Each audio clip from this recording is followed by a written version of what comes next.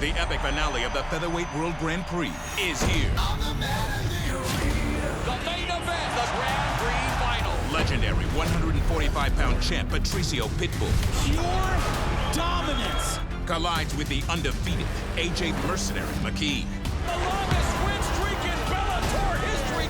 for $1 million on the world title. Bellator MMA, live Saturday, July 31st on Showtime, where warriors rule. After an exciting season on the court, we got the draft coming up. Jack, who you could think could be the biggest pick in this year's draft? Could be Jalen Green, Evan Mobley. You never know. Yeah, I really like Jalen Green. Cade Cunningham is at the top of everyone's board, so it's going to be interesting to see who picks who and who trades their picks. It's going to be a crazy draft. It always is. Excited to see what happens. Your favorite team might pick first, they might pick last. But no matter what, DraftKings is bringing the excitement to you with a free-to-enter draft pool this Thursday with $10,000 up for grabs. DraftKings free-to-play pools are easy to enter. Download the DraftKings app and go to the pools page and choose from a wide variety of free contests and an opportunity to win cash prizes. Answer a handful of questions on what you think is going to happen draft night and track your results throughout the evening. DraftKings is hosting the draft night specific pool with questions ranging from who would get picked before whom or if a team would trade a pick in the first round. And of course, DraftKings is safe, secure, and reliable, so you can feel comfortable depositing and withdrawing your money at your convenience. Download the DraftKings app now. Use promo code SMOKE to enter the free draft pool with $10,000 in prizes up for grabs. That's promo code SMOKE to get a free shot at $10,000 in total prizes, only at DraftKings. Eligibility restrictions apply. See DraftKings.com for more details.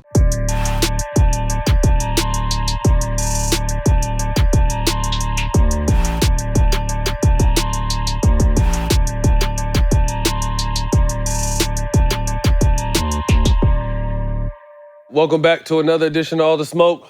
Welcome brother. back, bro. How you? I'm good, man. How you been? Blessed. You've been shaking and baking. You've been all around the country hosting camps, give backs. Yeah. You got a chance to sit down and relax at all lately? Not really, but I'll sleep when I die, and I ain't leaving no money on the table. Can't do it. Can't do it. We got a special guest today, friend of the program. We've all got a chance to work with her over at Fox, Joy Taylor. Hi, guys. Thanks for What's having up? me. Thank you for joining us. We appreciate your time. Let's jump right into it. The current state of sports media, the good, the bad, and the ugly. I think before it used to be we're reporting on sports. Now I think with the infusion of social media, now we're reporting on a lifestyle more than sometimes just what they actually do. What's your take on that? Well, I try to look at covering sports as a human thing anyway, because we're covering human beings. They're not robots, they're not merchandise, you're not a commodity. And sometimes when we talk about sports, we tend to talk about athletes that way. Oh, he got traded here, he got cut here. It just becomes very inhumane. So in some ways, I kind of like that we get to know athletes on a more personal level through social media, through the different, channels, podcasts, things like that. So it humanizes athletes in a way for not just the media, but also for fans that understands there's a deeper level to everything that's happening in sports than just win, losses, Points. and points and quantifying everything. So I think it's actually, in a lot of ways, a positive thing because it forces us to humanize athletes more. How has social media, in your opinion, kind of changed almost your job, sports media as a whole? Because, you see breaking news left and right. Now social media is somewhere where it's really a lot more negative than it is encouragement or positivity. So how do you feel like social media has kind of changed the landscape of kind of what you do? Well, social media gave everybody a voice, Some don't deserve it. which is a great thing. Social media gave everybody a voice, which is also not a great thing. Right. And that's not to be condescending, but I went to school for broadcasting. Right. I have a journalistic education, even though I'm not a journalist. I still feel a responsibility to some level. I can't just retweet anything. Right. I try to be careful about what stories I dig in on. If I'm ignorant on a topic, I might not necessarily give my opinion just because everyone is giving their opinion about it. If I don't feel strongly or compelled about it, or I don't feel fully educated or I'm ignorant about it, I'm gonna lay out. So social media has kind of made everybody feel like they have to have an opinion about everything. On everything, right. And you don't. And also, your opinion isn't needed on everything. Right. I mean, you don't walk into your house and tell your mama what you think about her dress. Right. Now, you have an opinion about her dress, but nobody asked you for your opinion on her dress. And if you give your opinion on her dress, you might regret giving your opinion on her dress. And it's just it's a way of life that's become normal to us.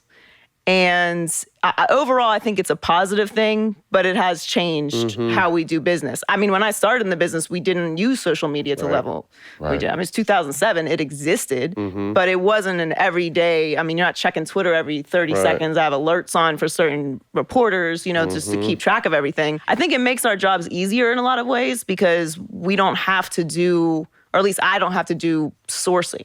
I can let a reporter do their job. And if they're trusted and their reputation is, strong, I can just use their information. But there's pros and cons for everything. I think the important thing is to just find what works for you and balance. What do you think about the give and take now with athletes that respond to the negativity? Because now they're well, you're so-and-so. Why are you even responding to these people? But people don't understand when enough people are fucking nagging at you and saying crazy shit all the time, the human reaction is to defend yourself. Anyone says, oh, just ignore it, has never been in that situation. What do you think about that give and take? You can take Kevin Durant or you can take several different athletes, some people, Jack, that respond to the negativity but then are kind of looked down upon by sports media for doing it. Everybody can dish it, but everybody can't take it. Well, everybody doesn't get it either. Right. It's very easy to tell somebody, do this or behave this way when that's not your lifestyle. If you're Tim 4567, nobody's bothering you. Right. Nobody knows who you are. Right. So it's very easy for you to say, Katie shouldn't respond. Right. You don't have 10 million people telling you you're a sellout every day. Right. Have that happen to you, and then we can come and have a legit conversation about it. That's right. I think whatever makes you feel confident or comfortable or whatever it is you want to do is what you should do. Don't let them get you emotional, though. Right. Like, people ask me all the time, why do I respond? Sometimes I just feel like it. Right.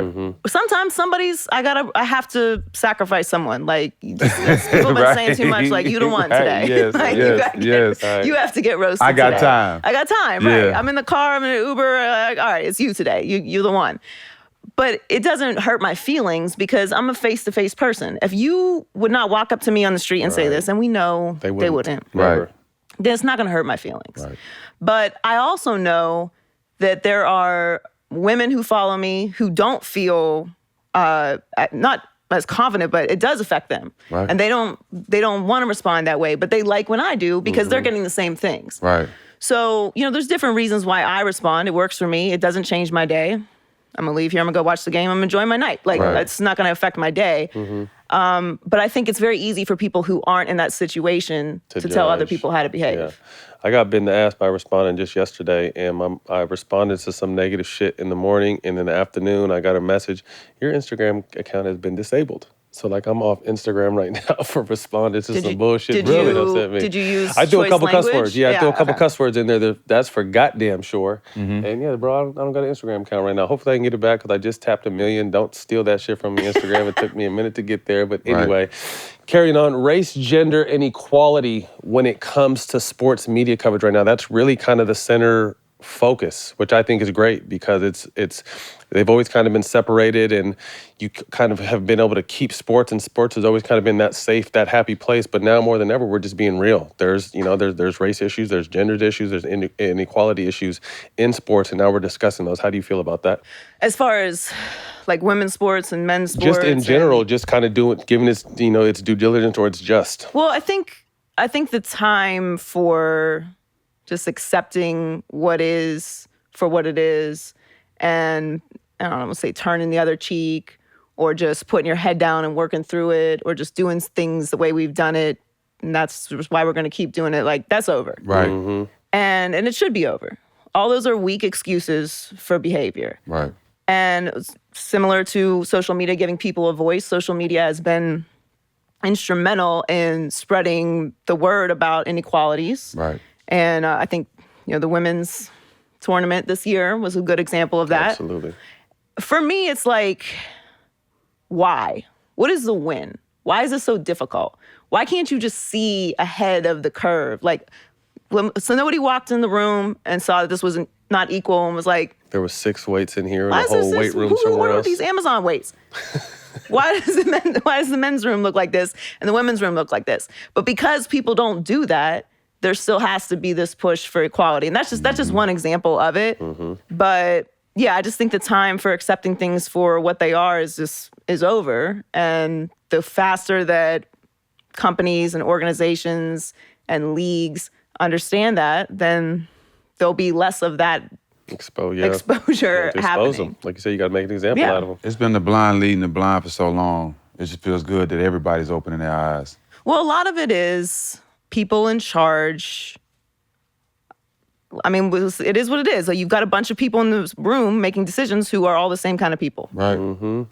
Look the same, think the same, came from the same background. Come from the same background.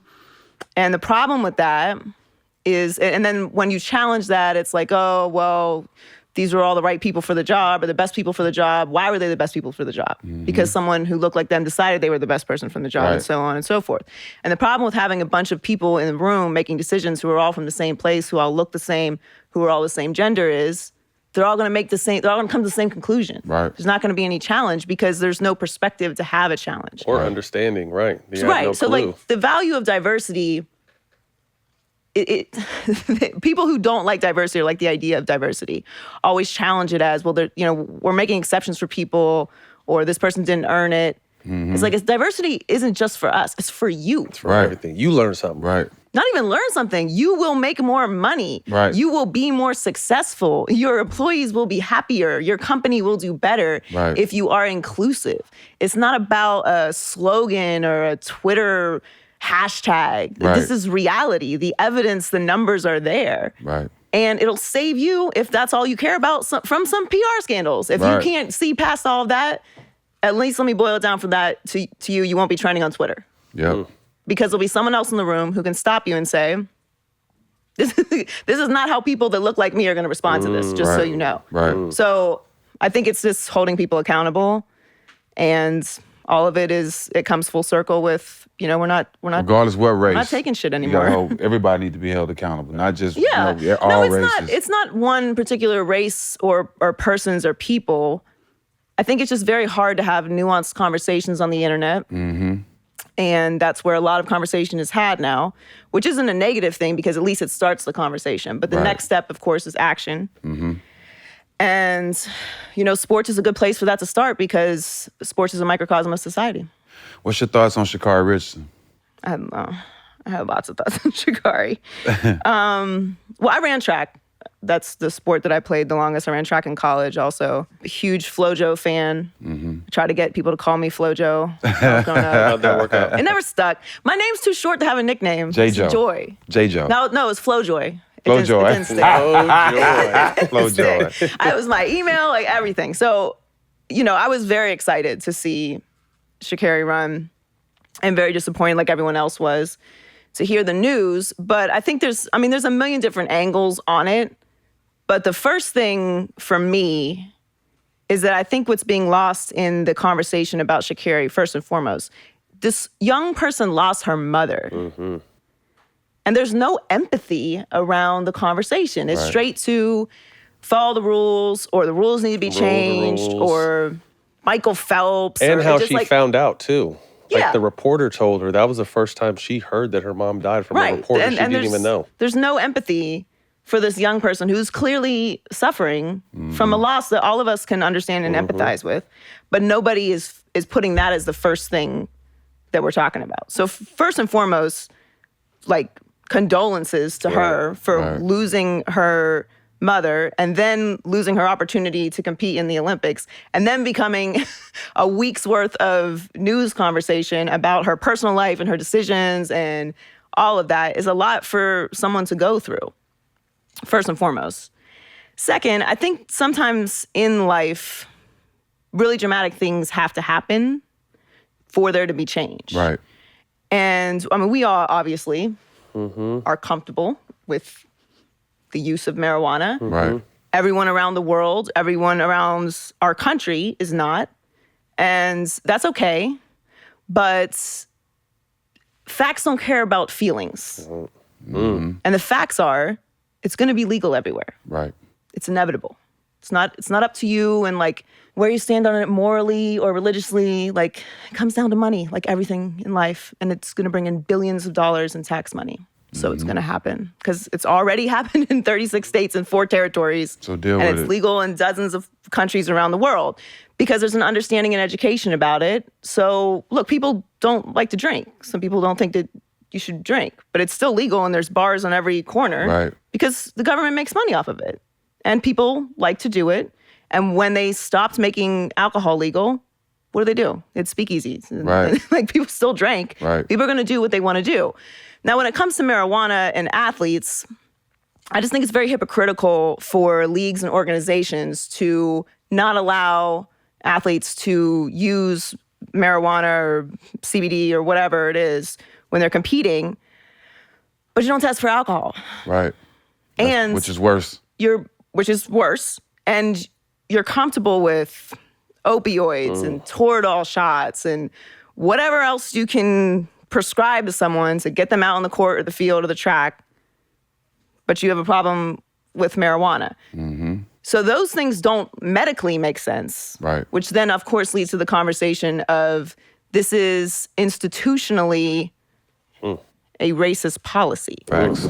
Now, again, it's a very nuanced conversation. A lot to unload. So there's a lot to break down. The bottom line is the rule needs to be changed. It's legal here. I don't care about around the world because everyone's talking about, like, alcohol's not legal everywhere. Right. They still don't test for alcohol. And more importantly, I think the main thing with this is it doesn't matter if she uses marijuana every day or not. She told us, and who am I to say she's a liar, Right, or right. you or anyone? She said she was in a moment of pain and chose to use marijuana legally because she was suffering. Right. Point blank. Period. She wasn't competing high. That's not what happens. Right. And even if she was competing high, it doesn't matter, obviously, because we all are aware of the effects of marijuana. Right. But she wasn't doing that. So there's 50 million different layers to it. Bottom line is change the fucking rules so she can run. The sad part is, as a community, so much has happened to us. They just expect us to be numb to everything, like just deal with it and move on. And that's really what I got out of it. Like, even though it's rules to everything, but at the same time, they don't expect us to be able to go through anything. Like, deal with it and move on. And they expect us to be numb to everything. Yeah. And that's not real life. We're human. Right. Well, that's why she tweeted, I'm human. Right. Yes, look, we could go on and on and on about the lack of empathy for Black women and, their experiences and all of that. Again, a whole other podcast we could do. I just try to get to a simple thought about it, and it's empathy first for what she's going through. And the rule has to change, and I think that because she has become the star that she is, and because it's so impactful with the Olympics being right around the corner, which they've already had to postpone because of COVID, like this is a very big, powerful moment.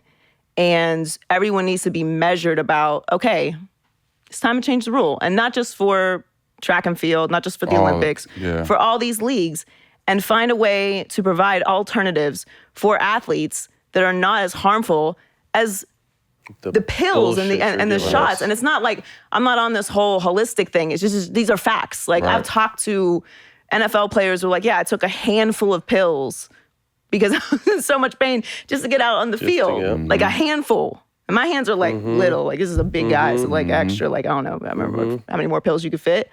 I'm not exaggerating. You guys know. Right. So I just think it's time for change, and it'll happen, I believe, because she has so much power. I'll take it even a step further, not only in athletics, but just the workplace in general.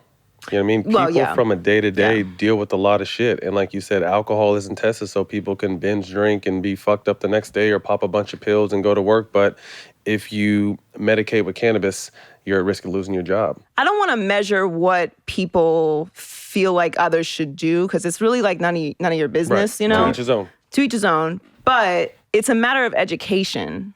Like, there's just been this stigma applied to marijuana that is not true. It's just not factually accurate. Right. And I don't have a lot of patience for, like, lies. Like, it's just not true. So I think a good level of education, taking the stigma away from it, making people aware of what it actually is and what people actually use it for, and stop making it be this like Nancy Reagan gateway drug thing. Like that's Right. that's The 80s bullshit. that was a lie. That's Right. not real. Right. It's not real. It's not because it's my opinion. It's facts. Like Right. it is. There's You can actual educate study there's yourself. like educational You can do your things own you can studies. study so Let me you ask you can learn another about question, this. Joy. If she wasn't black, do you think it would have been a big of a deal? No, I don't. I agree, because the reason why I say that, because they was even attacking the Jamaican women, talking about their testosterone levels was too high for women, you know, and they was talking about the other woman, they can't wear the swimmers couldn't wear certain things on their head, but you have a white lady, a white man who's now a woman competing in sports, but nobody's saying nothing about that and No, winning. people are talking about it. You know what I It's mean? just Not enough. It's Not not that- enough. Yeah, Right. not People enough. are talking about it. I think I shouldn't say that it's just because Sha'Carri is black. Sha'Carri is a star. Mm-hmm. Sha'Carri had a moment and everyone got excited about it. Right. And everyone was ready to see her. And in a kind of rare space for us as a country because we don't agree on anything. Right. And everyone was excited about something that we only get every 4 years, which something is to the get behind. Olympics, which we can all get behind. It's a really interesting moment of a lot of different aspects coming together to get people talking. So I think it's important. And I hope Sha'Carri's being supported because she's being talked about a lot. Right. And that can be very stressful, I'm sure. But, she is now the face of it. Yeah. And I think it's important that she is because she has that kind of star power to make a change. Well, I don't think it's on the level that he was on, but I think it's, like you said, the star power that's going to get things moved is the Kaepernick situation. Yeah. He had to be the sacrificial lamb. She is a sacrificial lamb in this situation. Fortunately, she's young enough to still be able to compete. She can compete later or next year and hopefully make the next Olympics. But like you said, I think the star power, it starts the conversation in sports, which leads to hopefully some sort of change. So Right. hopefully something good will come out of this. Look, Jack, nobody's perfect. The best baseball players in the world strike out. The best golfers will three-putt in the biggest tournaments. That's true. So if you come up short in the bedroom sometimes, it's perfectly okay. But if it's bothering you, we got options. Sure do. Go to GetRoman.com/ATS now. With Roman, you can get a free online evaluation and ongoing care for your ED, all from the comfort of your home. A U.S. licensed healthcare professional will work with you to find the best treatment plan. If medication is appropriate, it ships to you free with 2-day shipping. The whole process is straightforward and discreet. Getting started is simple. Just go to GetRoman.com/ATS and complete an online visit. Take care of your ED without leaving home. Complete an online visit today, connect with the doctor, and help you take care of it. Go to GetRoman.com/ATS now to get $15 off your first month. Look, there's a straightforward way to take care of your ED. GetRoman.com/ATS. Get started now and save $15 off your first month of treatment.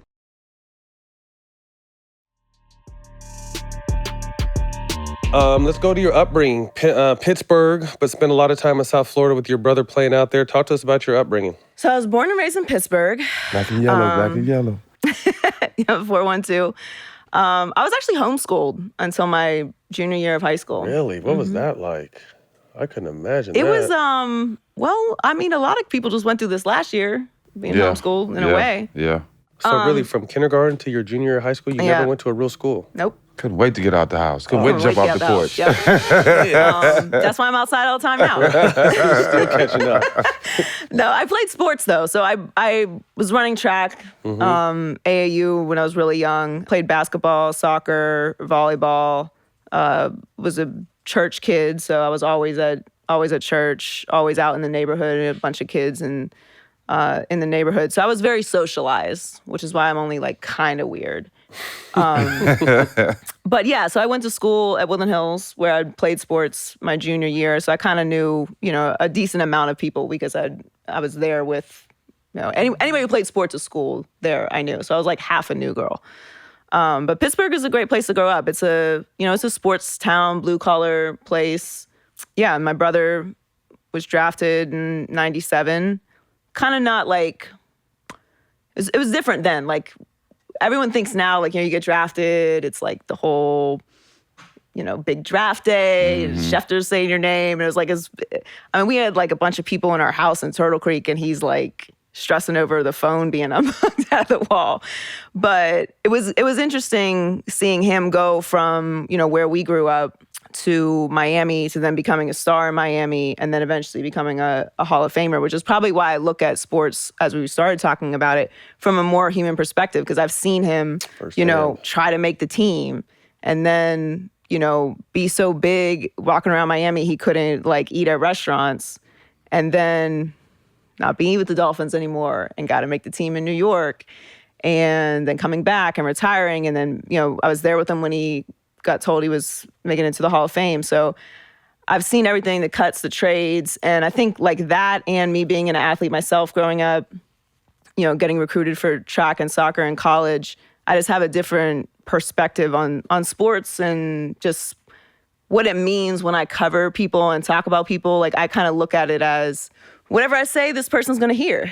There's a camera right there. So this is face to face to me. Mm-hmm. So I think that kind of changed my perspective on things. And just being a woman in sports, everyone in Pittsburgh's a sports fan. So when people are like, oh, how'd you get into sports? I'm like, I don't know. How did you get into sports? I don't know. Did your family watch sports? And you had a favorite team and the same way you did. But my grandmother and my two aunts lived together. And they were whatever they watch on TV all day, when the game's on, they turn it over. And they're mad or they're happy, and then they're back to talking about the weather. That's what these three old ladies did. So watching sports and being a sports fan was just never, it was never a thing to me. Natural. Go ahead, Jeff. Who did you enjoy watching, and who were you rooting for? So everyone's a Steelers fan, obviously. Duh. In Pittsburgh. You're not allowed to be there. Although my mom made her way around that. She's a Cowboys fan, but she liked them. I don't blame her. Here you go. Yes. I don't know how she got away with that, but I love the Steelers, but I also love Dan Marino. He's a Pitt guy, so I always had a thing for the Dolphins, and then I'm gonna root for whatever team my family's on. Of course. We were talking to Mark Sanchez earlier about the 2010 Jets. I was I was a Jets fan that year.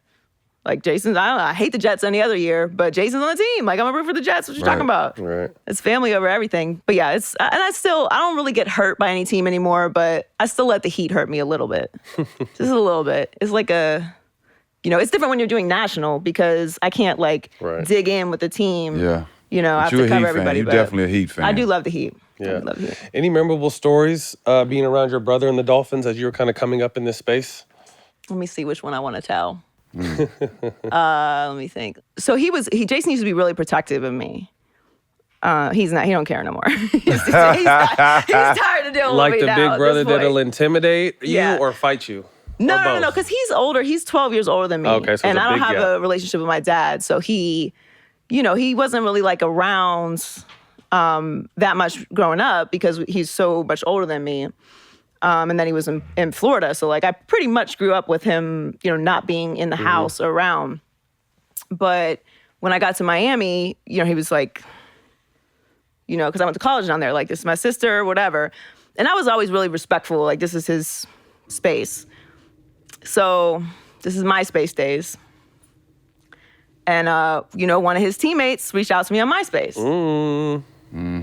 That's the old school DMs. But you remember MySpace didn't really have verified pages. No. So it was really kind of difficult to find out if somebody was this is a legit page or just a big time fan I got page. catfished the one time I was on MySpace when we played for the Warriors together. I left the girl at the door because she didn't look the same in the picture than she did when she came to the door, so she got left there. But go ahead and finish your story. Look at the door. I left her. Don't lie to me.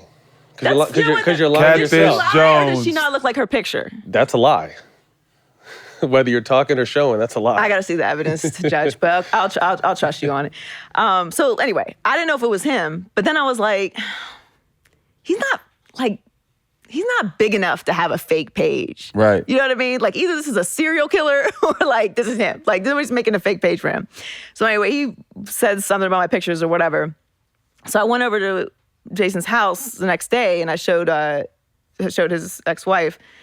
And she was like, oh, you got to tell Jason. And I was like, well, yeah, I'm going to tell him. But what is there to tell? I'm not talking to him. This is the entire exchange. So he comes in, whatever. I show it to him and he goes, nuts. He's screaming. He's so mad at me. I'm like, I didn't do anything. I'm showing you, this is the entire exchange. I'm showing this to you. I don't care about first of all, I ain't gonna risk it over this one, just be being Right. for real. But like I'm showing it to you. I'm like, why are you so mad? He's like, well, he saw you in the parking lot at the last game. I'm in college at this point. He's like, he saw you in the parking lot and he said something to me about you, like in the locker room. And I told him, don't talk to her. That's my sister. Like, Right. she's Off not limits. she's not for you. Don't talk to her. Don't say her name. Like nothing. Because he didn't like him to begin with. So it was like, So no FloJoy for him? This is a no FloJoy thing. So I'm like, oh, so he did it anyway. He was like, yeah, I'm gonna see him tomorrow at the facility. So I'm like, all right, whatever. I don't care what you do. Like, I don't care what you do with him. It's not, I'm just telling you this is what he did. And he saw him the next day and like confronted him. And the dude was like, I don't know what you're so mad for. There's mad bitches on MySpace. Which, why you would call someone's sister a bitch to their face after you just told you not to talk to her in the first place, I don't know. But anyway, they proceeded to fight and tear the locker room up a little bit. But I thought that was a funny story. Yeah, that is good. Because I was innocent. I like that. Innocent on all counts. So he was willing to take a beat down over the floor of FloJoy, huh? He was like, that's the definition of risking it all. He risked it. He risked it. it And all. you gotta think, shit. It all. Jay is what, all pro, the man right here on the team. So you're really. It wasn't a logical decision on any count. I mean, it was wild. It was wild to me because I'm like, I didn't even do anything. Like I'm just here existing over here, minding my business, trying to, pass Just going to philosophy school, of art, right. and you're bothering me. But Tell us about Barry University, where you went in Miami. You were there for 4 years, 05 to 09. Talk to us about that experience and what it was like and how you kind of found your footing in broadcasting. Joy making me feel old. I Crazy, transferred to right? Barry. I ran track my freshman year at IUP in Pennsylvania, and then I transferred to Barry. Barry's great. I mean, I love that school. I wound up there because I couldn't find how to get there when it was 2006, I guess. I was trying to find directions and I called. I mean, there wasn't GPS then. I don't know how old people are watching this. We're but all like, sounding you didn't have it old on your right now. phone. You got me feeling old over there, Joy. So I'm just driving around trying to find it, and I called the office, and one of the secretaries stayed on the phone with me for like 40 minutes, got me there, set me up with a tour, and like that was my whole experience there. It's a very it's a small school, private school, and the professors really care about like you developing and learning every aspect of the business. So you learn how to produce, you learn how to make a show, you learn how to use the camera, you learn how to edit, you learn how to do radio, like you do everything there. And I feel like it really helped me. Like it really gave me not just the education on like, I graduated from college, but I really learned how to like be a broadcaster, what all this means, what all the technical stuff means. And I still apply that to what I do today. Like things I learned in college, I still use today. Probably the most useful thing, which I was not listening to at the time, was writing. All my professors were like, you have to write, you have to write, you have to write. You're gonna have to write forever. You have to write in every job you have. And I like to write, but I didn't understand the value of what they were saying until I really got into the business and was like, oh yeah, I guess this is the thing you got to do every day. And I still write every day. But Barry was amazing, and I'm really grateful I got to go there. What are some of your early memories breaking into radio while you were in college? So I started in radio at Barry. Actually, we had a student radio station there, and I was a manager. And radio is just there's no pause. Right. There's no pause in radio. You just have to make mouth sounds for as long as the mic is on. But that's why I love radio. Well, I really love radio because it gives you an ability to create a scene for someone while they're listening. So they call it theater of the mind. And a great radio show is part of your people's routine. They're driving into work in the morning, or they're driving home after work, or they're, a delivery driver and they listen every day. And they just become a part of your life and you become a part of theirs. Like what's going on in your personal life, like what your tics are, all of this becomes a part of your personality. And I love that radio gives you the opportunity to do that. And TV can do that, but you don't have the flexibility on television because you have hard outs and the commercials, and you have commercials on radio, but it's not the same thing. So yeah, but you have to be able to talk a lot, all day, all day. So preparation is really what radio taught me the most, because if you're not prepared, you're not going to do a good radio show. We've all listened to terrible radio shows where they're just we have. babbling and like scratching, trying to find something to say. And it's a lot of pressure, but I'm glad I got to start where I did, because every rep makes you better at anything, whether it's sports, television, radio, whatever. And I got to get a lot of my worst moments out when nobody was listening. That's always good. Post-college, was there an opportunity or two that helped you break into the industry? Yeah.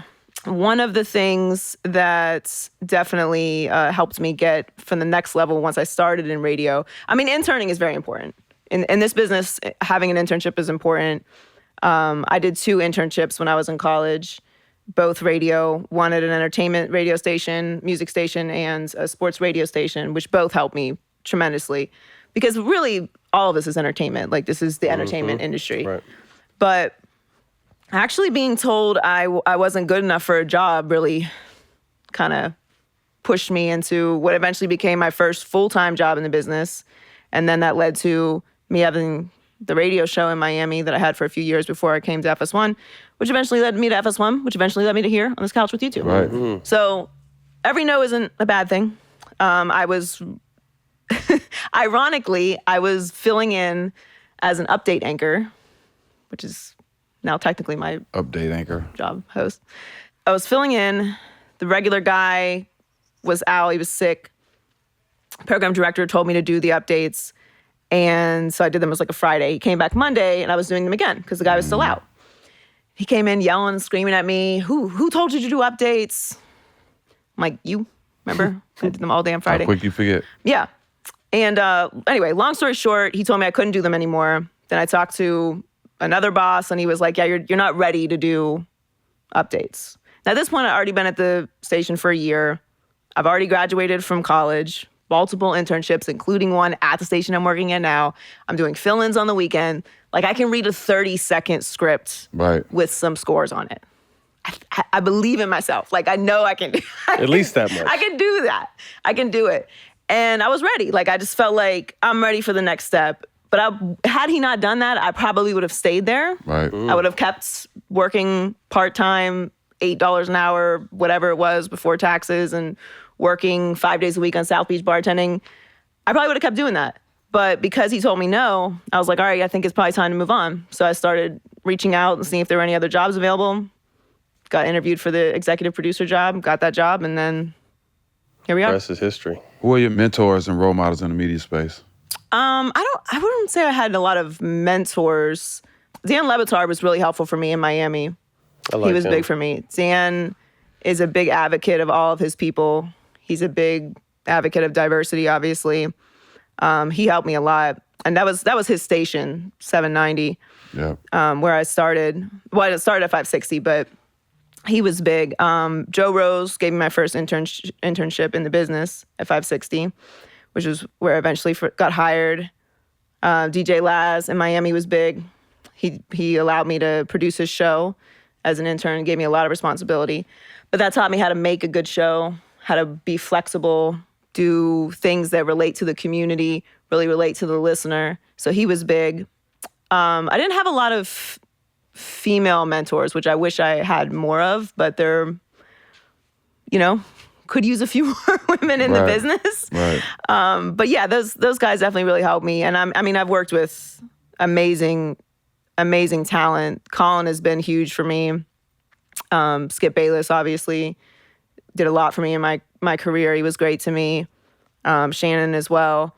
Jonathan Zaslow, my co-host in Miami, he really advocated for me. Dan Cilio, Sid Rosenberg.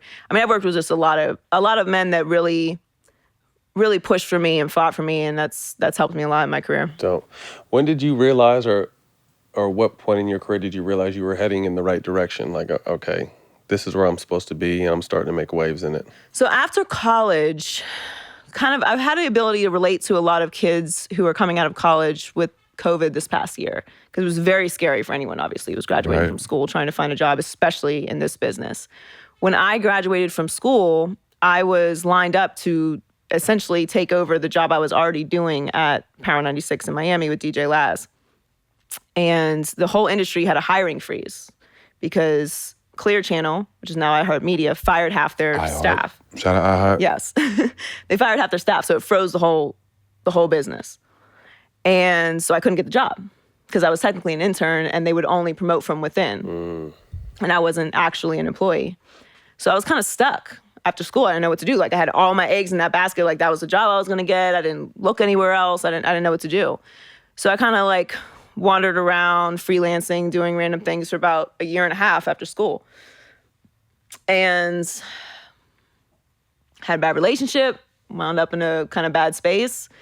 And I mean, I was just like completely and totally lost, back in Miami, trying to figure out what's the first step to really like get on the path to launch my career. I don't even know where to go. Nobody's hiring. I don't have a job. I'm sleeping on my friend's couch. I gave her that couch 2 years ago. I don't know what's going on. Right. And I was talking to a friend of mine who's very successful, and I'm complaining and I'm bitching, and he's like, just stop talking for a second. What's something you want for yourself in the next 3 years? It can be anything. It could be a man, it could be a car, like a job, whatever. What is it that you want for yourself in the next 3 years? Not 10 years. What do you want to be when you grow up? 3 years. I was like, I want to be full-time on air, radio or TV in the next 3 years. Yeah, made that happen. He's like, great. How much of your energy are you putting towards making that happen? Just that, right. And I thought it was a very specific word he used. Not time, not money. Energy. Energy. And I was like, I don't know, 10%. Like, I don't have a job. I have no money. I'm sleeping on a couch. I don't know what to do. My family's not talking to me. Like, I'm in a bad space. He's like, well, why are you surprised that's not happening for you then? And I don't know if it's where I was or like everything I had just gone through, or I was listening, or I was just at that moment in life. We all have it where we like stop trying to figure everything out for ourselves and listen to people who know more. Yep. And I haven't strayed from that mantra ever since. I was like, okay, I have this goal. Everything I do is going to align with reaching that goal. And all my energy is going to go towards that. And energy is like, if you understand the concept of energy, it's a lot more than just one thing. And it has to be all of those things in order to be successful. Because people talk about, I want to be successful all the time. Successful at what? Right.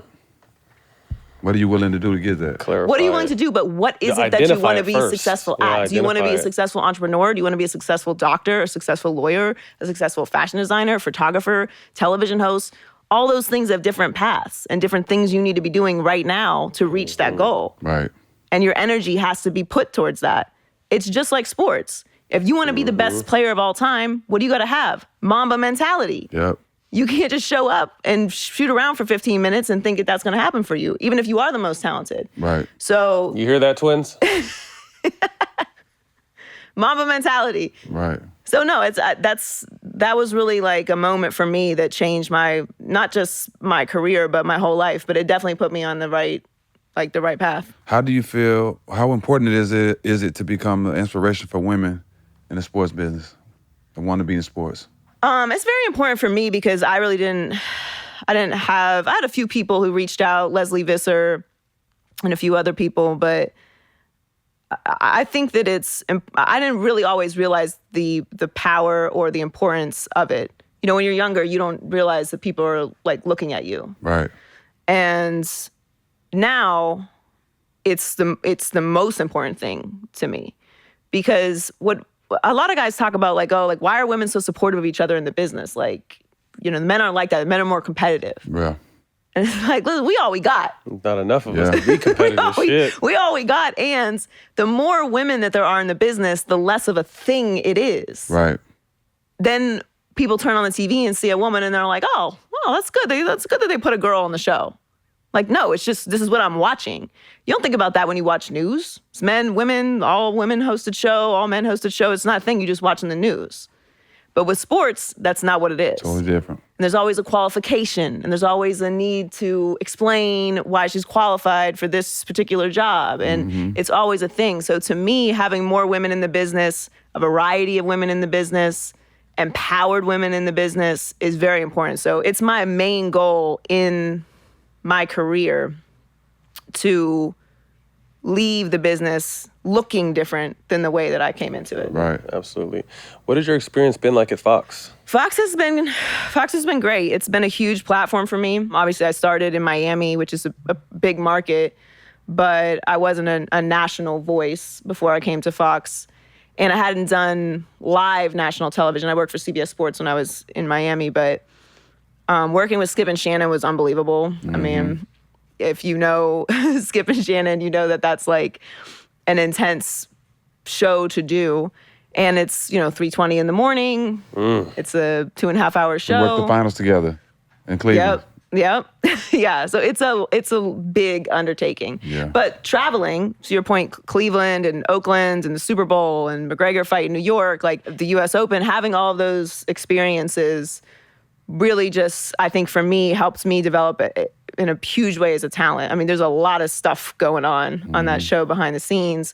And as a moderator, you got to make sure everything's going. Like they're in their own zone. Like you got to do all the technical things.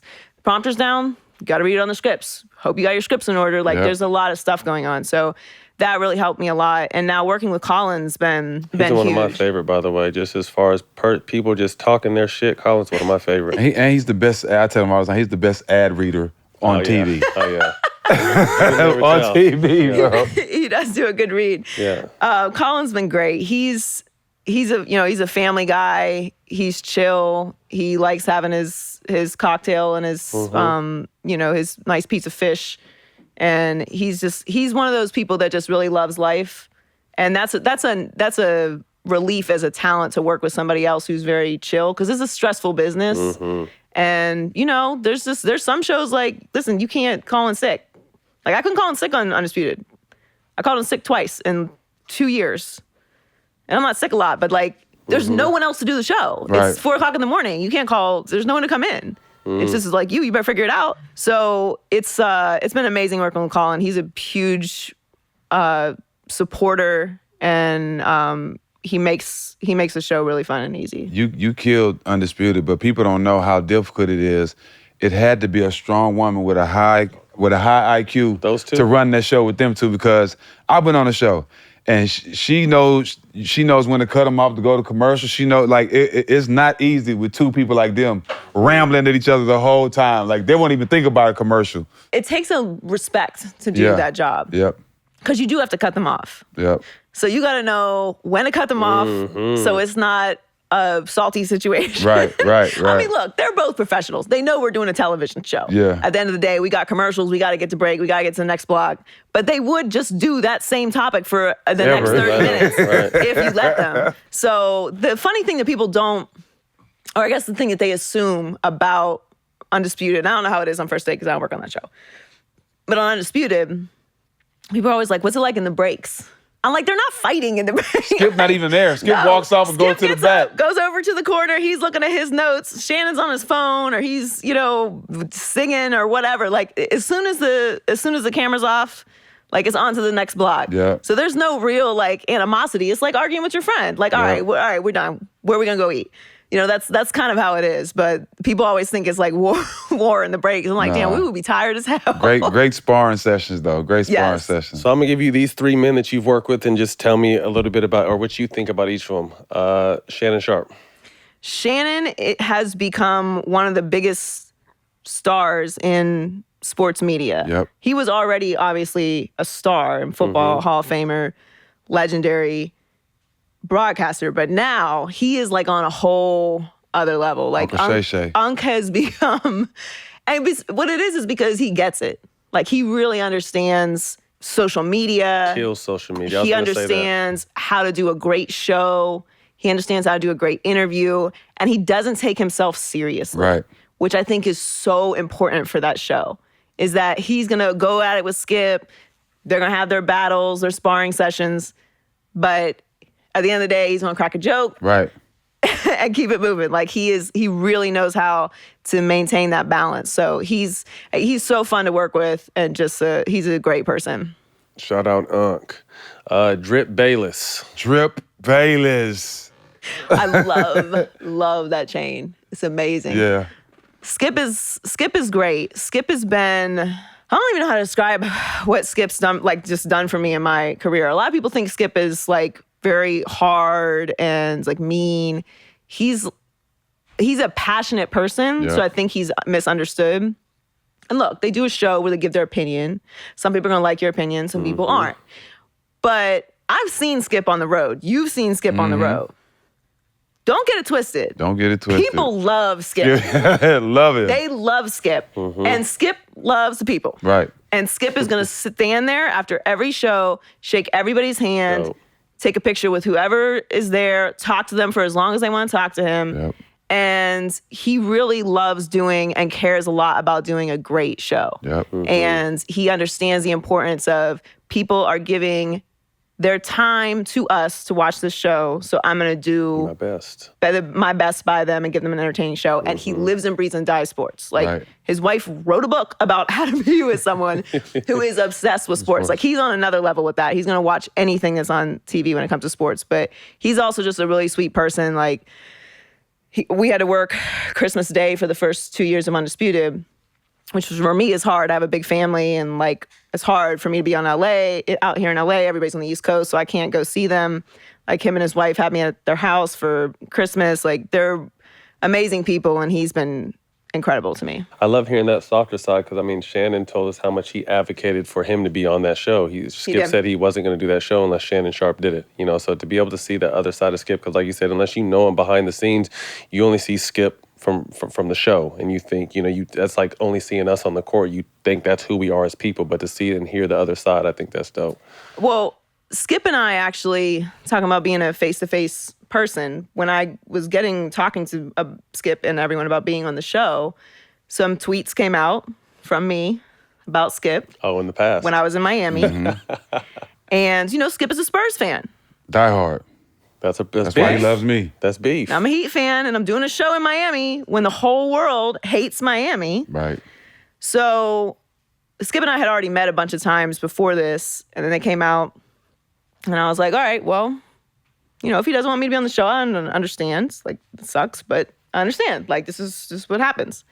But I was like, well, I want to talk to him. I'm going to tell him face to face, explain myself, and, you know, have a conversation with him.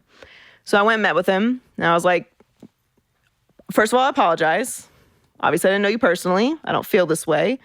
But, you know, first and foremost, I think it's important when you say something that harms someone, it's okay to really actually apologize to them. No question. Like, it doesn't make you less of a person. Right. It doesn't make you, like, anything. It's the right thing to do. If anyone in your life did something and they said, you hurt me or this or that, or you offended me, just apologize. Right. So I said, I'm sorry for that. And this is why we're doing the show in Miami. Everyone in the world hates Miami. You're a Spurs fan, obviously. Had some things to say about the Heat. War.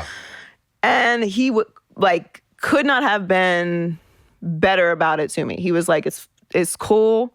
I get it. I get the show we do. I get the show you had to do in Miami. I've done local before. Like, fans want to hear only positive stuff about their team. And he was like, I understand this. This is what sports radio is. And, like, could not have been cooler about it. Yeah, I love Skip. That's the reason why I'm still working Undisputed and started work because of Skip. Like, he loved having me on, not just because I brought a championship to the Spurs, but he loved different aspects. And then with him being so smart, he still want to hear what players have to say. He's a showman. I love it. Like I said, I just like I said, I think those two together know how to they're great showmen, so they know how to make a great show. I think the show triggers people because the beats of the show require you to have strong opinions you don't back off of. Right. And people think that the opinions are manufactured, and they're not.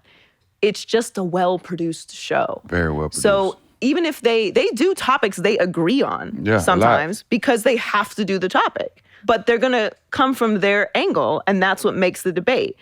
So it's not, what do you think about the game tonight? Well, I think Giannis is pretty good. I think Giannis is going to do well tonight. Okay, me too. But I'll say he's going to suck. That's not how it's produced. Right. It's a question, and then they naturally have other opinions. And that's how the show's produced. So people think it's all manufactured, and it's not. Last but not least, Colin Cowherd. Great Colin Cowherd. The great. Colin he cares so much about doing a really good show. So we prep different, is a little like behind the scenes For Undisputed, our show meeting is 30 minutes, if that. Usually 20 minutes. And it's just, here's the topics, here's the question, who's going first, who's going second. Here's where the guests are, everybody out. Yep. There's no conversation about what Skip's opinion is or Shannon's opinion is. They both go their separate ways with their producers and start working on their notes. And then I go to hair and makeup and start working on my notes. So there's no long conversation in the meeting. Heard is a 2-hour meeting. We're going over every single topic, every single angle. All the producers are weighing in. I'm weighing in. Colin's weighing in. So it's a completely different process to prep for the show. Now, they're 2 different shows. Colin and I do a 3-hour radio show, and that's a debate show, so the beats are different. But he just preps so much. Like, he doesn't like having space where he's just rambling. He hates that. Now, he and I can have a back and forth, but you'll notice we don't do a whole lot. We're not going to have a whole segment where we're talking about, like, Doritos. Like, we're doing a sports show, and we want to do a good show, and he's going to show up every day giving you the best show that he can do. And he's just, like I said, he's a family guy. He loves hanging out with his wife, loves hanging out with his kids. They have 6 of them together. So he's like all about his family and just enjoying life. Like he's a very cool, fun person to work with. What went into moving from Undisputed to the Herd? Well, so I started in radio, as we know. And I talk a lot, as we know. I think you can tell that by now. So when I started on Undisputed, well, when I came to FS1, I guess I should say, I was doing a 4-hour radio show in Miami before I came here. How long is the Herd? The Herd's 3 hours. 3 hours, okay. So and only an hour is on air? Hours on air, yeah. yeah. I mean, with commercials and all that, like right. you're not actually talking for 3 straight hours, but it's a 3-hour show. I came to FS1 to be an opinionist. So you're not giving your opinion and you're a moderator. Now, it's a huge platform, working with Skip and Shannon, and a big opportunity, and it was vital for my career to do that show. But when I went into the show, I was like, okay, I'm going to do that for these reasons and to get, live television experience and all these things. But I can't do this show forever. Like, this is not what I came here to do. Because you can't really give your opinion. I can't give my opinion. I have things to say. Right. And this is not the role that I want to have for 10 years, 6 years, whatever, no matter how great the show is doing. Right. So I want like 2 years. 2 years, and then I got to move on.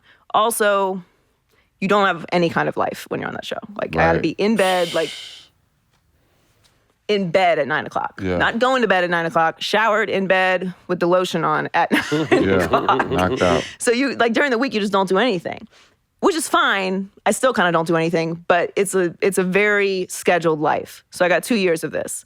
And Christine was leaving the Herd right around when the 2-year mark was coming up. So it was a kind of easy transition just to move across the studio. Yeah. Colin and I had done the show a lot together because anytime she was out, I would fill in. Right. So I already knew the beats of the show and had a pretty good relationship with Colin. So that's really how it worked out. And then over the years, I think Colin and I have just gotten to know each other better, and the chemistry had gotten a lot better. Yeah. And then last year, having to work from home and do a 3-hour sports show with no sports on for 4 months, made things now it feels like we don't even have to, like, we're on that next wavelength, like we don't have to talk, just this, okay, you need me to talk here, let's go, because that made things so difficult to work through. So but yeah, that's really the reason why I moved over. How do you personally judge or kind of measure your performance from show to show? You get, well, obviously, like, I don't get ratings and we don't really pay attention. That's for the suits to worry about. Like, we're gonna do the show and we're good. Our ratings are really good. They are really good, but I don't worry about the ratings. For me, if Colin is excited and he and I are having like a good exchange and the conversation moves past whatever the first level of it was, to me, that's a good show. It's not necessarily what people are reacting to on social media, because sometimes people just get upset about something you say and that's not necessarily engagement. To me, I'm like, if I feel like Colin was activated, like he has thought of something different or thinks about something different than the way he thought about it coming into the show. If he and I had a good exchange throughout the show and we had good guests and like the energy was just flowing, like that's a good show to me. So outside of that, you have your podcast, Baby I'm Going Crazy. So you guys are on a little break right now. And then Thursday Night Football Scouts feed on Prime Video. What is it like just being able to maneuver in all these different fields for someone who loves sports so much, and I mean, you're getting paid for all of it. You're a little tomboy. I mean, I am a tomboy. It's a blessing. I mean, it's a blessing to be able to do this. This is the dream, right? We just sit around and talk about sports and talk about what we love all day. It's not easy. I don't ever want to give away that impression. It is still a job. It's still work. Yes. But if it's work that you love, it's not tedious. Right. So, there's never a point where I'm just walking into work and like just doing work today. Like there's a process. You have to watch all the games. Sometimes you don't feel like watching a game. Like sometimes you just want to watch a movie. You don't care about this game necessarily because everybody doesn't care about everything all the time. Even if you are a big sports fan, that's only Skip. Right. Like only Skip is in that space. But yeah, I mean, it's amazing. It's a blessing. It's given me the opportunity to meet people that I never believed I would ever be in the same room with, to see places all over the country that otherwise I might not have seen, be at events, be at historic spaces. And also to have a voice, which, I think having a voice, especially in today's society, a voice that isn't just redundant or, kind of pushed into the crowd is, I mean, that's an incredible thing to have and something I take very seriously. It's powerful. So all of that to me is just, I just feel really blessed. I got 2 questions. What are your career goals going forward? And what happened to Turn Up Fridays? I should change it to Turn Up Friday. This Dance Party Friday. Dance Party Fridays. Well, nobody was in the building. Yeah. It's hard to do Dance Party Friday by myself. I look crazy. Yeah. I can barely dance as it is. So that's what happened to Dance Party Friday. I guess I should bring it back because I might change it to Turn Up Friday. A lot of people. Turn Up Friday is better. But a lot of people at the office was looking forward to that. I know, but like, there's nobody in the office. Right. So now, and then like, people would see me coming and like run because they didn't want to be on Dance Party Friday. But yeah, that's what happened to Dance Party Friday. Yeah. But my goals, I mean, I want to have my own show. Yep, of course. In the opinion space, which will hopefully, be coming soon. And then my long-term goal is to have my own network. I think being able to produce content for other people and give other people voices. And look, to be honest, you have a lifespan on camera. Yeah, right. So long-term, I want to be able to transition into a space where I can create things for other people and, tell other people's stories and be able to leave an impact on the business in that way. Love it. Dope. Quick hitters. First thing to come to mind, let us know your female athlete Mount Rushmore. Actually, I think I've done this before, so I don't want to mess it up. I wish you'd have given me this before so I could really... All right, so don't quote me on this because I might change my mind, but gotta be Serena Williams. Mm-hmm. I'm going to obviously put FloJo. I was about to say, don't do that. Don't leave her out. It's gotta be FloJo. You know what? I'm gonna make this my personal Mount Rushmore. That's what you're supposed to do. That's all we want. Because obviously, like, this is debatable, but for me, the women that impacted me, definitely FloJo, Serena Williams, Cheryl Swoops, honestly, for me, growing up. Shout out Cheryl. She was on the show. I loved Cheryl. I thought her name was so cool, and I was just like, I'm gonna be Cheryl Swoops. She had a shoe, like she was amazing to me. Big inspiration growing up, being a 5 foot tall basketball player. Thought I was gonna be Michael Jordan, but Cheryl Swoops was amazing. And who did I love? Because I don't want to leave. I don't want to be disrespectful. You know what? Layla Ali. Ooh, I like that. Layla Ali.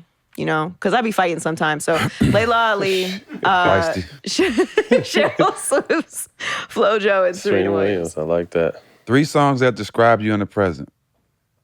The Dance Fever. You know what? I've been listening to a lot of Afro beats lately. A lot of Nigerian music. So I love Burna Boy. What is Afro beats? It goes. So some girl in the gym that I work at was on her Afrobeat stuff, and I asked the same question. What is that, though? It's African music. Oh, African music. Yeah. Okay. Yeah, okay. Yeah. So I would say I'll say Burna Boy, yeah. I'm always in a Tupac hit 'em up mood. There you go. So we'll keep that up there. Number 1 in my book. And it's got to be a song right now, or just a song in general. Just in the present. What you jamming in the present? I'll do Masego. Mystery lady. Mystery lady. Yeah. All right, I'm going to pop a question in here before it's not on here, but I want to know. I've known you for a while, and you're always very mild-mannered, calm, together. Have you ever had a fan moment? Like, has anyone, like an athlete or celebrity, kind of give you a fan moment? Oh, yeah. When I met Junior Seau, I cried. I loved Junior Seau growing up. Rest in peace. Yeah. R.I.P. Junior. Because he played for a year in Miami, so I got a chance to meet him. He was so cool. Legend. Actually, the picture as me, I'm like, and I'm crying. Oh, you really? can see my The whole eyes are all nine. watering. So yeah, I was tripping when I met Junior Seau. I mean, I met Michael at his golf tournament. This is actually a funny story. This is a better Jason story than the one I told earlier. So Jason was playing with him. He was a Jordan athlete. Yep. So he was playing with him in his golf tournament, and he brought me down for my 21st birthday to the Bahamas with him. So I'm like, look, he's always bragging about how he sees Jordan all the time. And I'm a huge MJ zealot. So I was like, if you don't introduce me to Michael, I'm not gonna talk to you anymore. Like, we're not family anymore. It's ridiculous. Like, you know him, you're gonna golf with him. I should get to meet him. So I'm being a pain in the ass little sister, because he doesn't like doing that stuff. Mm-hmm. So Michael walks in the first night into the restaurant, and I'm like, all right, let's go. Like, I need to meet Michael. Come on, Jason. Yeah, Get your I ass get up. a chance. I'm in the same place. I gotta meet him. But I'm like, obviously very nervous. So I walk up to him, and I'm just like, hi. He's like, oh, like whatever, they're talking. He's like, oh, it's my little sister. I'm like, hi, nice to meet you. He's like, it's her 21st birthday today. So Mike's like, oh, it's her 21st birthday. That's so awesome. Like, let's go do a tequila shot. I'm like, fuck yeah, let's go do a tequila shot. It's Michael Jordan. Like, I'm gonna do a tequila shot with Michael Jordan. Let's go. And Jason was like, hell no. Like, Really? No, he totally blocked it. Wow. I was like, what are you doing? Come on, Can't do Jay. that. I'm like, come on, this is Michael. And he's like, no, it's cool, Mike. Like, we're having dinner or whatever. And he's like, all right. And he's like, if you want that shot later, let me know. I'm like, I will when I get away from him. Right. But yeah, I was like, what are you doing? He's like, no, you can't go with Mike. I'm like, I'm not, it's Michael. Like, what are you talking about? Can't tell Mike no. Can't tell Mike no. So I didn't get to do the shot with Michael, but I guess it's a better story now. I talked to him about it at the Super Bowl, actually with Colin, and he said the reason that he didn't let me go was because he was mad that Michael didn't ask him to do a shot with him. So he was being a hater. Shot blocker. Real Yeah. shit. Top 5 most important sports moments to you. These are tough questions, guys. These are lists. I like to put effort into these lists. Let me get 3 then, because 5 is a lot. Give me 3. Okay. I think, these aren't, well, I'll say important are just like things that come to my mind, because Right. I don't want to be like, there's obviously bigger social moments. Right. Don't overthink it. Yeah. Okay. So I think Tom Brady coming back in the Super Bowl against the Falcons was a huge moment. Huge moment. I think that, at least for me, solidified him as the greatest quarterback ever. Right. I think LeBron's first championship in Miami. Cleveland. Or Miami. I'm a little biased, but I do think it was important for him to get over that. And that, I think that era of the Heat, the big three in Miami, I've never seen any team get more hate Yeah. ever at any First point in big my three. life. The first big three, LeBron leaves Cleveland. They do that ridiculous press conference, which, by the way, I love extra shit. But I was watching that like, this is a disaster. Yeah. Like, everyone's already mad at him. And then Miami's gonna do what Miami does, and there's the fire and the like lights and the fans, and we're just gonna rub it in everyone's face now and then talk about 7 championships. I was like, oh, y'all never even played together yet. Yeah. Calm down. High expectations. Yes. Does set the bar a little lower, but whatever, it worked out. So I thought that was a huge moment. I think You know I got what? one. I think it's not an actually on the court moment, but I'm being very like recency bias here, because I would do a better list if I could think about it longer. But I think Naomi Osaka not a big one. sitting out the tournament Yeah. was really, really important, because she is becoming one of the biggest stars. She's the highest paid female athlete last year. Right. I think like $55 million or something. She's becoming the biggest star, not just in sports, but of course, Serena is eventually going to retire. I'm not retiring Serena Williams, obviously, but like Naomi Osaka is becoming a huge international star. She already is. She's becoming a superstar. And to see the support that she got for that, and the reality of the impact of how unnecessary some of these, as someone in the media, these media press conferences can be, how intimidating it can be, how we expect everybody to have the same kind of personality and ability to absorb those moments. And for her to stand up and say she wasn't going to compete because she wasn't going to participate in it, I thought was a really impactful Especially moment. for how young she is. Yeah. too. Where is your brother breaking the sack record? Jason's going to be mad at me for that. Right. You know, it's weird when I think about my brother's career. I think when you're close to somebody, it in some ways desensitizes you Yeah. to like some of what The their greatness accomplishments they are. accomplished. When I saw him, like his reception at the Hall of Fame, it was like really a sobering moment to like everything he's really accomplished. Like your brother. How great he really was. He really Yeah, that and I dude. always knew he was great, but it's Yeah. like But your brother, it's your though. it's your Right. brother, so you don't really absorb it the same way as somebody who's a fan or somebody who doesn't know him. But yeah, I mean, he and I are very alike in a lot of ways, but he is a much more patient person when it comes to dealing with like the media. I'm glad that he played before I got in this business. Yeah. And now it's coming full circle because my nephews are about to be playing in college. Oh, dope. And, hopefully we'll make the league as well. So I'm going to be covering them, which will be an interesting That'd be cool. experience. 5 dinner guests, dead or alive. Tupac. Tupac. Whitney Houston. She's my favorite. Muhammad Ali. Oprah. And Howard Stern. Is that 5? Wow. Yep, that's 5. I like that Howard Stern. That's a nice little change. You can Yeah, take I need him to give me take some the last pointers. 2. One message on the billboard, what would it be? That's seen around the world. Do your research. Man, I can't stand that shit. Right. I cannot stand when people say ignorant shit. Yep. When there is information available to you. I think a lot of people are more afraid of learning something and then their original thought being disproven Right. than being educated. That is not cute. Who told you that was cute? Right. It makes me insane. As somebody who like understands I could get sued for saying something on air that isn't accurate, Right. I'm like, you don't have any kind of threshold for that. And we live in a post-truth society. Right. And the internet, for all of its, glorious provisions, is also a place where you can get information that is completely untrue. Right. And I sympathize with people in that there's just a lot of information. It's hard to find the truth, right? To find actual facts, and you can wander across a blog that looks legit, all the graphics look good, but this is just an opinion space for someone. Everything's Googleable.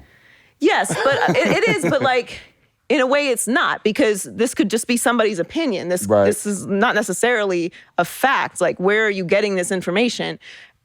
Could you use this as a source in a college paper? Should be like the standard for where you're getting your facts from. Right. Like, has this been approved by multiple people from a high level of whatever this business is as actual information? People just get their news off of stickers, Right. like internet stickers. Yeah. This is a meme someone made on WordSwag. Like, this is where you're getting your news from? It's maddening to me because then they share it and it becomes facts. Wildfire, right. And then that person tells somebody else, and then all of a sudden it's just real, and it's Right. not. Right. So do your research, and don't do it because for any other reason than you need to know what the truth is when So you're you won't saying sound dumb. Right, so you won't sound dumb. Don't you not want to sound dumb? It's about now. I mean, to me now, it's about being first, not necessarily being right. And then you go back and you're not right. What do you do then? You're everyone allowed wants to be have an first. opinion, but you're also allowed to change your opinion. Right. You don't have the same opinion on life you had when you were 16 years old. Right. Nor do you, nor do I. I don't have the same opinions about stuff I had yesterday. Right. Because I have new information. We know we all went through this last year, right? And I don't want to get into like whatever anyone's opinion about, whatever it is fine, right? But the thing that made me the most crazy is every time we'd get new information, everyone would be like, well, your scientist said it was different yesterday. That's how science works. Right. That's why they do research. So Right. if the opinion changes, they have to tell you it's different now. Right. We have new information. You wouldn't go to the doctor and be like, I want that surgery, do surgery they did it the way they did it 15 years ago. Like, okay, well, we can do it with the laser now and you don't have a scar and like you probably won't get an infection and die. Right. Like, no. You said before that this way worked, so I don't like this new way, even though it's been proven for 15 years. Like, you got to do it the way that was in the book, because otherwise you lied. Like, It's Right. not a lie, it's an update of information. And it's not just about the medical community. Like, in life, it's Period. okay to change your opinion. Do your research. Last question, Joy. Who do you want to see on All the Smoke? And you have to help us with your answer. Oh, that means I have to book them? No, just Just make a call for Just us. connect the dots. Send a text. Well, I'm glad I was finally invited.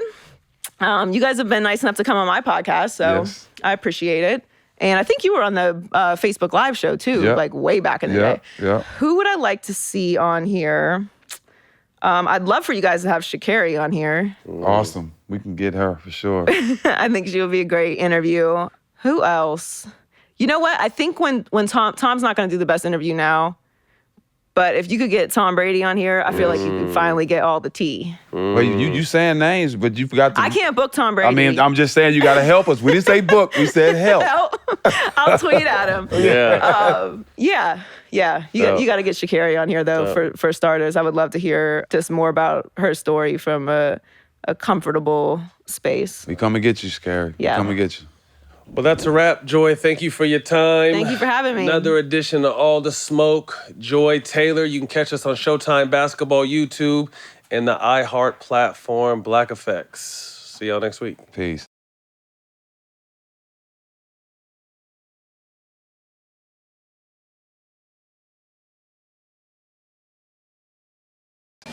The epic finale of the Featherweight World Grand Prix is here. The main event, the Grand Prix final. Legendary 145-pound champ Patricio Pitbull Pure dominance. collides with the undefeated AJ Mercenary McKee The longest win streak in Bellator history.